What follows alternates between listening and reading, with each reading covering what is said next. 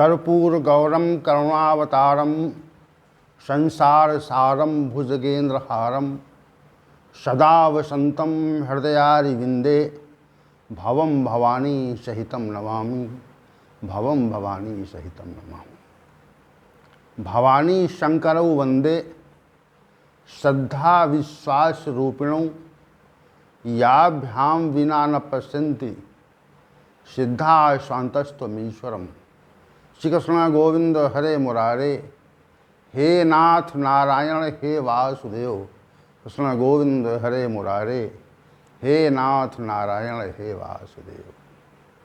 वसुदेव सुतम देवम कंस चाणूरमर्दनम देवकी परमानंदम श्री कृष्णं वंदे जगद्गुरुं कृष्णं वंदे जगद्गुरुं।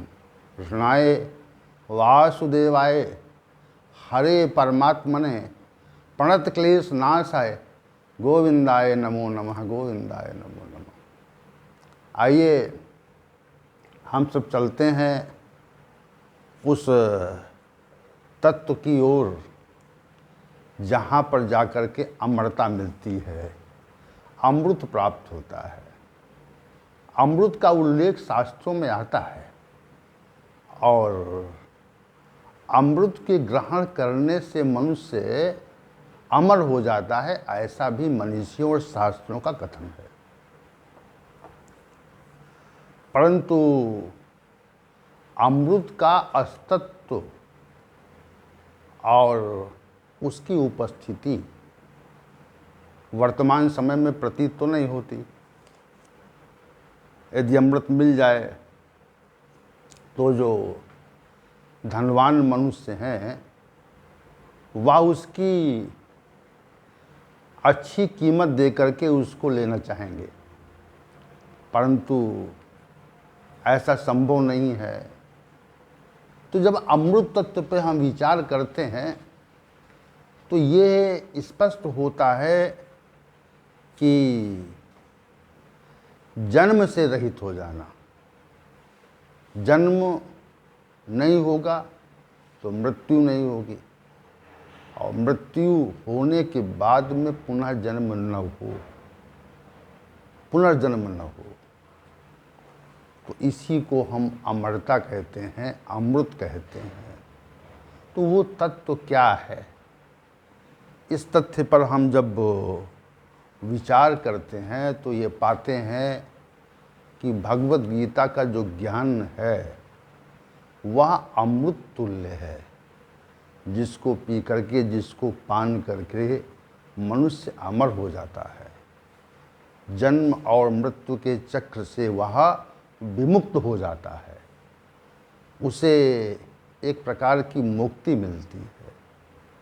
इतना विशद ज्ञान अन्य शास्त्रों में उपलब्ध नहीं होता, क्योंकि अन्य शास्त्र तो मनुष्यों के द्वारा लिखे गए हैं और जो भगवत गीता है वह साक्षात परमात्मा के द्वारा प्रकट की गई ब्रह्मवाणी है, जिसको ग्रहण करके, जिसके ज्ञान को पी करके मनुष्य अमरता को प्राप्त हो जाता है, अमर हो जाता है। आइए ऐसी वाणी भगवत गीता के पर चर्चा अनेक सत्रों से चल रही थी और वर्तमान समय में हम सभी अध्याय संख्या 17 पर विचार कर रहे हैं। अध्याय संख्या 17 की श्लोक संख्या 9 का समापन विगत सत्र में हुआ था। तो आज का जो विषय है वह श्लोक संख्या 10 से संबंध रखता है। श्री भगवान ने श्लोक संख्या 8 में सात्विक आहार के स्वरूप का वर्णन किया और उसका प्रभाव बता दिया, और श्लोक संख्या 9 में राजसी आहार का वर्णन किया और उसके परिणाम को भी बताया। श्री भगवान ने 8 में ये कहा था कि जो भोजन रसयुक्त हो, स्निग्ध चिकना हो, स्थिर रहने वाला हो और हृदय को प्रिय हो, ऐसे भोजन को सात्विक भोजन कहते हैं, जो सात्विक मनुष्य को प्रिय होता है। और दूसरा कहा, 9वें श्लोक में कहा, कड़वा, खट्टा, नमकीन, अति गरम, तीक्ष्ण और रूखा तथा दाह उत्पन्न करने वाला जो भोजन है वह राजसी पुरुष को प्रिय होता है। अब श्लोक संख्या 10 में श्री भगवान तामसी भोजन के संबंध में विशेष चर्चा कर रहे हैं, परंतु विशेष बात यह है यहाँ पे, जो हम यहाँ पे कहना चाह रहे हैं कि श्लोक संख्या 8 में सात्विक भोजन के स्वरूप का वर्णन किया और उससे होने वाले प्रभाव का भी वर्णन कर दिया। कहा कि आयु बढ़ती है, सात्विक भोजन ग्रहण करने से आयु बढ़ती है, बुद्धि बढ़ती है, बल बढ़ता है, आरोग्य बढ़ता है, सुख बढ़ता है और प्रीति बढ़ती है। ये 5 जो ये 6 तथ्य हैं वो बढ़ते हैं। ये प्रभाव, सात्विक भोजन का इस प्रभाव को वर्णन किया। और जो राजसी पदार्थ जब हम ग्रहण करते हैं तो उससे रोग उत्पन्न हो जाते हैं, जिससे दुख होता है और चिंता हो जाती है। प्रभाव का वर्णन कर दिया। लेकिन इसमें विशेष बात यह है, श्लोक संख्या 10 में तामसी भोजन के प्रकार का ही वर्णन किया, उसके प्रभाव को नहीं बताया, उसके प्रभाव को नहीं बताया। प्रभाव क्यों नहीं बताया? क्योंकि तामसी भोजन का प्रभाव इतना अधिक निकृष्ट है जिसका वर्णन संभव नहीं है। क्योंकि मनुष्य रोगी हो जाए, रोग होने के पश्चात उसको दुख हो जाए और दुख होने के पश्चात वो शोक में डूब जाए, शोक में डूब जाए। और ये जो प्रभाव है वह राजसी भोजन के ग्रहण करने से स्वतः उत्पन्न होता है। ये जो प्रभाव है वह राजसी भोजन ग्रहण करने से स्वतः ही प्रकट हो जाता है। अब आप अनुमान लगाइए कि राजसी भोजन जो है वह कितना हमारे लिए हानिप्रद है, हानिकारक है, जिससे मनुष्य के अंदर अनेक प्रकार के रोग उत्पन्न हो जाते हैं और रोग उत्पन्न होने से मनुष्य दुखी हो जाता है, शोक युक्त हो जाता है और फिर उसमें चिंता का प्रादुर्भाव हो जाता है कि हम रोगी हो गए। देखिए, स्वस्थ रहने वाले मनुष्य में चिंता कम रहती है कि भाई स्वस्थ हैं हम। विशेष रूप से जो शरीर है वह जब स्वस्थ रहता है उसमें रोग नहीं होते हैं तो मनुष्य में स्वतः ही एक प्रकार की प्रसन्नता का प्रादुर्भाव रहता है।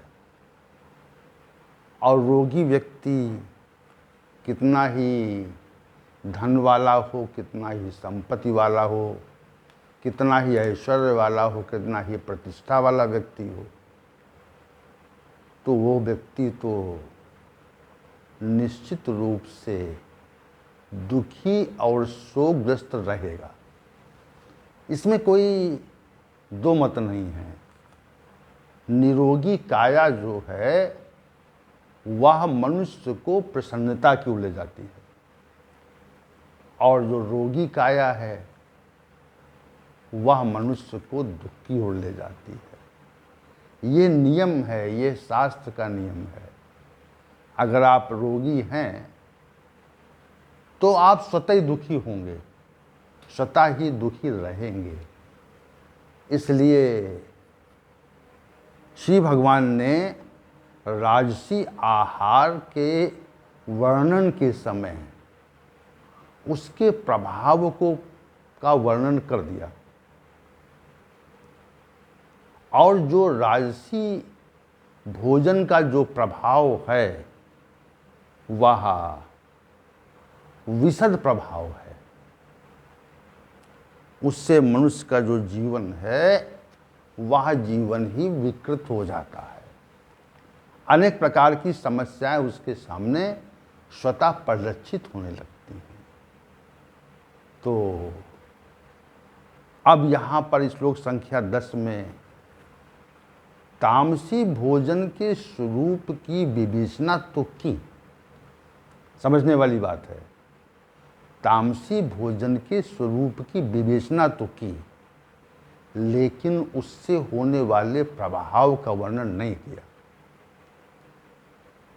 इसका अभिप्राय ये है कि हमें समझना चाहिए कि इससे जैसे मनुष्य में रोग उत्पन्न हो जाएं और वो ठीक न हो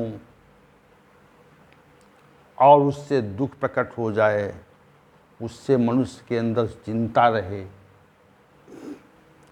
ये एक स्थिति है जो श्री भगवान ने राजसी मनुष्यों के राजसी भोजन करने वाले रजोगुणी मनुष्यों के संदर्भ में कही। अब दूसरी बात यह है, तामसी भोजन का वर्णन तो किया,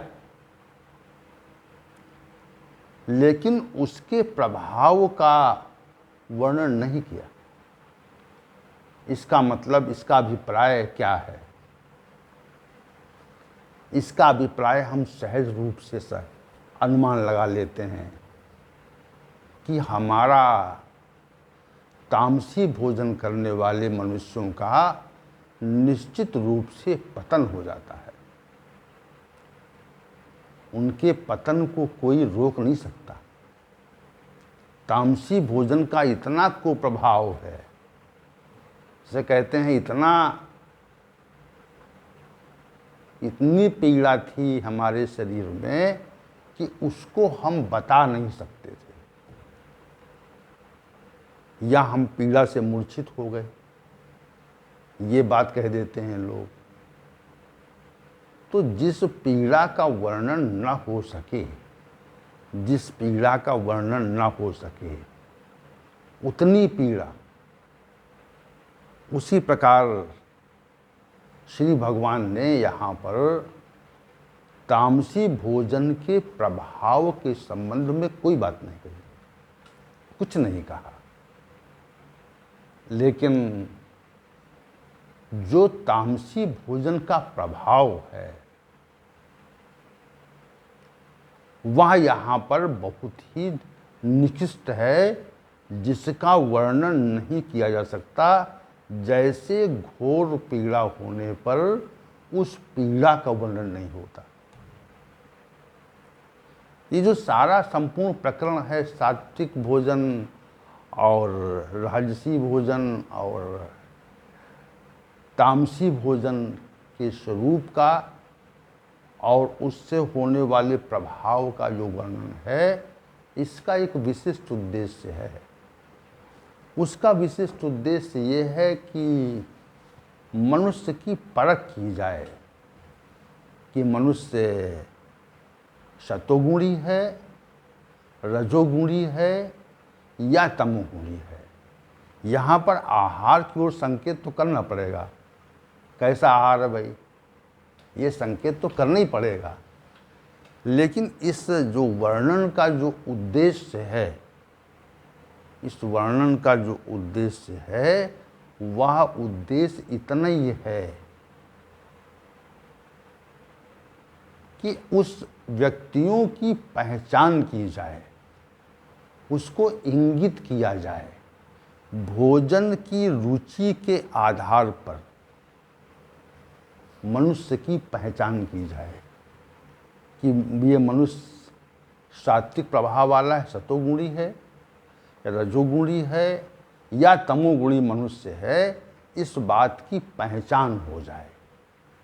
आहार का स्वरूप के वर्णन से हम आहारी के संबंध में कि जो व्यक्ति ग्रहण करता है उसकी पहचान के संदर्भ में ये समस्त जो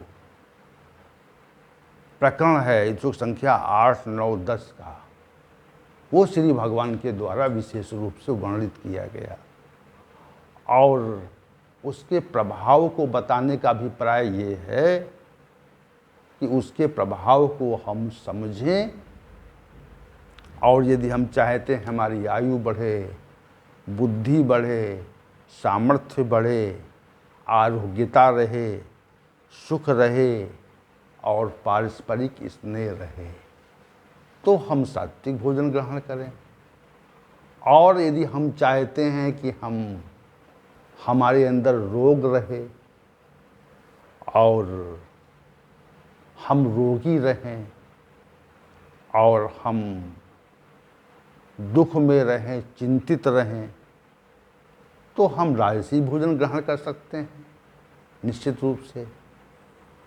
और यदि हम पतन के मार्ग पर चलना चाहते हैं तो हम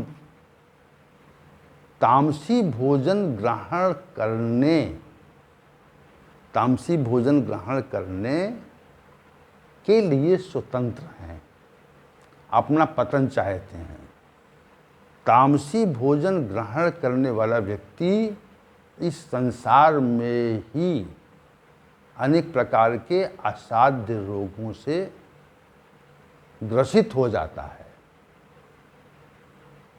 और उसका जो मृत्यु के पश्चात जो परिणाम है वह बहुत दुखद होता है, बहुत दुखपूर्ण होता है। ये बात श्री भगवान यहाँ पर कहना चाह रहे हैं। तो तामसी भोजन का जो स्वरूप है उसके संबंध में श्री भगवान ने स्पष्ट रूप से कहा, यात यामम गतरसम पूति पर्युषितम च यत् उच्छिष्टमपि चामेध्यम भोजनम तामसप्रियम।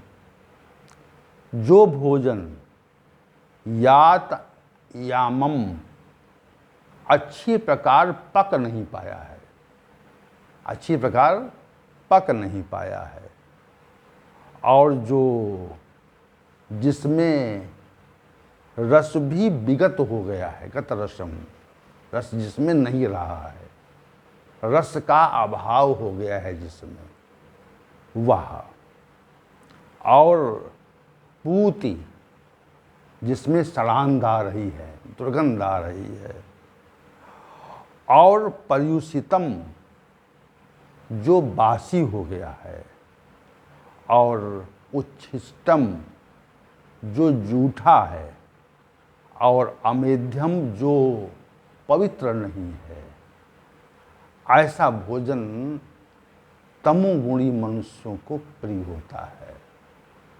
तो ये भोजन के यात यामम 1, गतरसम 2, पूत 3, पर्युषितम 4 और उच्छिष्टम 5 और अमेध्यम 6 प्रकार के स्वरूप, तामसी भोजन के 6 प्रकार के स्वरूप का वर्णन श्री भगवान ने इस श्लोक में किया और अंत में ये कह दिया कि ये जो 6 प्रकार के लक्षणों से युक्त भोजन है वह तामसी मनुष्य को प्रिय होता है।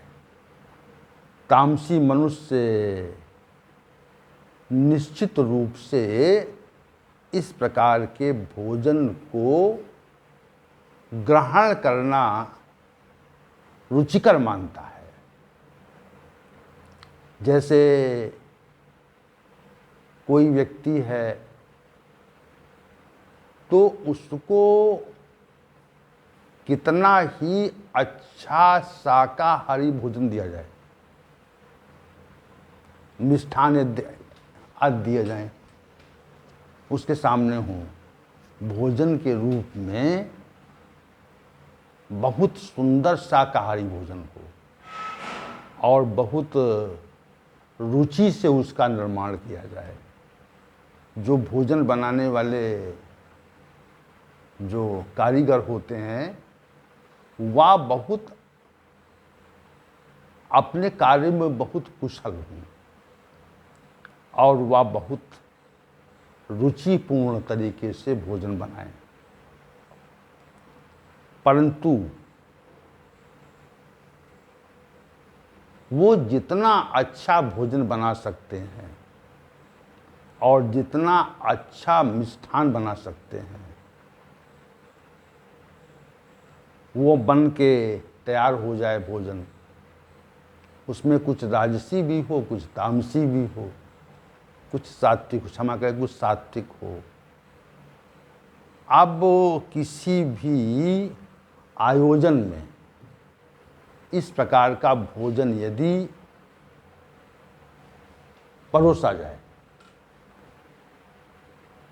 तो तमोगुणी मनुष्य जो होंगे वहाँ पर, वह उस भोजन को ग्रहण ही नहीं करना चाहेंगे।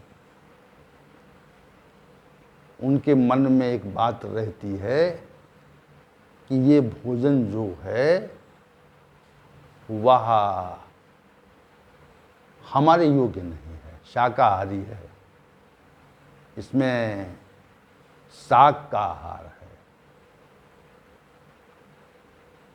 अब आप अनुमान लगाइए कि जो तामसी मनुष्य होता है वह कितना निकृष्ट होता है, उसकी दृष्टि मांस पे रहती है, उसको 56 प्रकार के व्यंजन प्रिय नहीं लगते, प्रियता नहीं रहती उसके अंदर, 56 प्रकार के भोजन में प्रियता नहीं रहती, उसकी प्रियता मध्य और मांस में रहती है।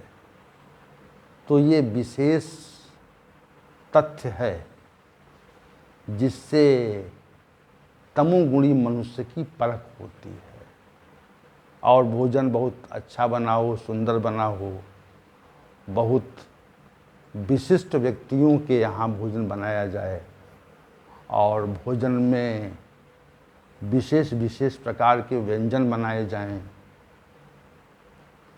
परंतु तमोगुणी मनुष्य उस भोजन को ग्रहण करने में आनंद का अनुभव नहीं करेगा, उसके अंदर एक विकृति रहेगी, उसके मन में एक अनोखी प्रकार का अनोखा भाव रहेगा कि ये सब बेकार है। 56 प्रकार के जो व्यंजन हैं ये सारे व्यंजन बेकार हैं, निरर्थक हैं। ये भाव प्रबल रहता है तमोगुणी मनुष्यों के अंदर। तो ये क्यों रहता है? इसलिए रहता है क्योंकि उनको तमोगुणी भोजन ही प्रिय है, तमोगुणी भोजन को वो ग्रहण करना चाहते हैं। ये विशेष बात है। अब जो श्री भगवान ने तमोगुणी भोजन के स्वरूप का जो वर्णन किया वो विशेष वर्णन किया, और पहले कहा कि यात यामम, जो पूरी तरह से पक न पाया हो, जो भोजन पूरी तरह से पक न पाया हो, वह भी तामसी। अब यहाँ पर पकने का क्या अभिप्राय है? जैसे फल आदि हैं या सब्जी आदि हैं, तो फल और सब्जी आदि जिस समय पर होते हैं, जिस समय पर उत्पन्न होते हैं, तो उस समय पर उनका जो भाव होता है वो बहुत गिरा होता है, क्योंकि फल की सब्जी की वहाँ पर बहुलता रहती है। तो हम सब ये करते हैं कि उस फल और सब्जी को संकलित कर लेते हैं और शीत गृह में उनको रखवाया जाता है। रखवाने के उपरांत चूंकि वो जो फल हैं, सब्जी हैं, वह पूरी तरह से पके नहीं होते। पके होंगे तो वो समय के साथ वो सड़ जाएंगे, तो उनको पकने नहीं देते हैं और बिना पके ही उनको वृक्षों से, पेड़ पौधों से उनको तोड़ लेते हैं और तोड़ने के पश्चात उनका संकलन करते हैं। संकलित कर करके शीतक ग्रहों में उनको रखते हैं और वर्तमान समय में यह व्यवस्था पूरे विश्व में लागू हो गई, पूरे विश्व में, कि अधपके फलों को और सब्जियों को तोड़ करके उनको शीतक ग्रहों में रखा जाए ताकि उनमें विकृति न उत्पन्न हो जाए, ताकि उनमें विकृति न उत्पन्न हो जाए। इसी भाव से रखा जाता है वो। तो रखा गया और वह शीतक ग्रहों में रखने के कारण उनमें विकृति नहीं आती, क्योंकि तापक्रम नीचा तापक्रम है। नीचे तापक्रम होने के कारण उनमें विकृति नहीं आती और वे जैसे तोड़े गए थे, अधपके थे, उसी प्रकार रखे रहते हैं वे। तो यहाँ पर श्री भगवान का जो कथन है, यात यामम, जो फल और सब्जी पूरी तरह से पके हुए नहीं हैं और उनको मात्र संचित किया गया है, पके नहीं हैं, उनको संचित किया गया है और संचित करने के पश्चात उनको उस समय निकालते हैं जब उस प्रकार की सब्जी और फलों का अभाव होता है।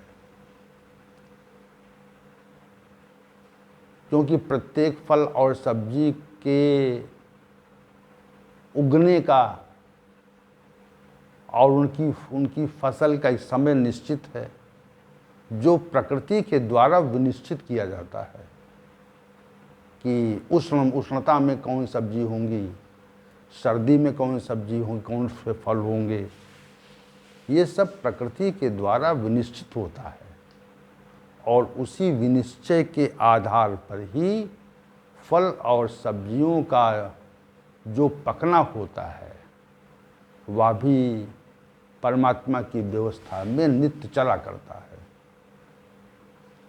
तो यहाँ पर जो तथ्य है वह यही है, यात यामम, यानी वे पूरी तरह से पक नहीं पाए और बिना पके ही तोड़ करके उनको शीतक ग्रहों में रख करके जब उनका अभाव बाजार में होता है तो उनकी बिक्री ऊंचे दरों में की जाती है। तो यहाँ पर श्री भगवान का जो कथन है, यात यामम, तामसी भोजन जो होता है वो यात यामम होता है, यानी पूरी तरह से वो पक नहीं पाता है। तो ये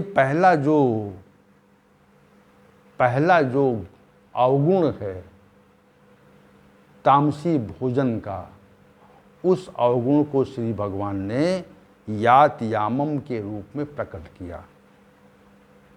और जो शेष 5 लक्षण बताए तामसी भोजन के, उन पे हम चर्चा कल के सत्र में करेंगे, क्योंकि आज के सत्र का समय जो है समाप्त हो गया है। और कल के सत्र में हम इस विषय पर पुनः चर्चा करेंगे।